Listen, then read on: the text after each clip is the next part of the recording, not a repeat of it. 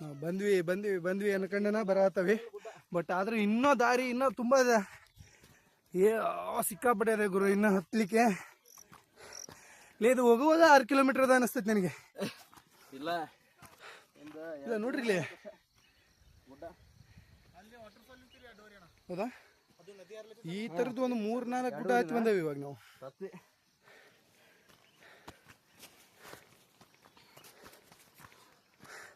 ನಾವು ಅನ್ಕೊಂಡಿದ್ವಿ ಭಾಳ ಈಸಿ ಅಂತ, ಬಟ್ ಅದು ಅಷ್ಟು ಈಸಿ ಅಲ್ಲ.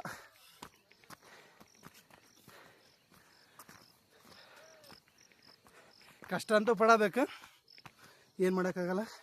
ಆಲ್ರೆಡಿ ನಮ್ಮ ಇಬ್ರು ಹುಡ್ರು ಹೋಗ್ಬಿಟ್ಟಾರ ಅಲ್ಲಿಗೆ. ಮುಟ್ಟಾರಂತ ಇಲ್ಲೇ ಅಲ್ಲಿ ವ್ಯೂ ನೋಡತ್ತಾರಂತೆ. ಫಾಗ್ ಅಂತೂ ಬರತ್ತೈತಿ ಇಲ್ಲೇ. ಇಲ್ಲಿ ನೋಡ್ರಿ, ತೋರಿಸ್ತೇನೆ ತಡ್ರಿ. ಇಲ್ಲಿ ಏನು ಕಾಣಲ್ಲ ಈಗ.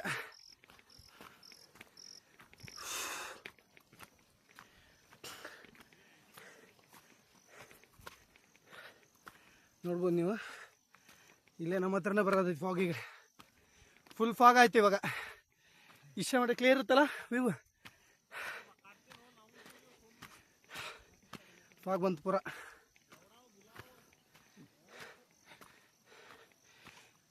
ಅವಾಗಲೇ ವ್ಯೂ ಇತ್ತಲ್ಲ, ಇದು ಇವಾಗ ವ್ಯೂ ಕಾಣ್ತಾ ಇಲ್ಲ. ಫುಲ್ ಫಾಗ್ ಬಂತು. ಇದೇನು ಕೂಡ ಇಷ್ಟು ತಣ್ಣಗದ ಇದು ಮೋಡ. ಹಾಂ ಹಾಂ, ಇದು ಒಂಥರ ಬೇರೆ ಅನಿಸ್ತೈತೆ ಗುರು ಫೀಲ್. ಒಂಥರ ಏನೋ ಸ್ಪ್ರೇ ಮಾಡ್ದಂಗೆ ಅನಿಸ್ತಾ ಇದೆ. ಇತ್ತಾಗ ಮಂಜು ಅಲ್ಲ, ಇತ್ತಾಗ ಏನಲ್ಲ, ಆ ಥರ ಫೀಲ್.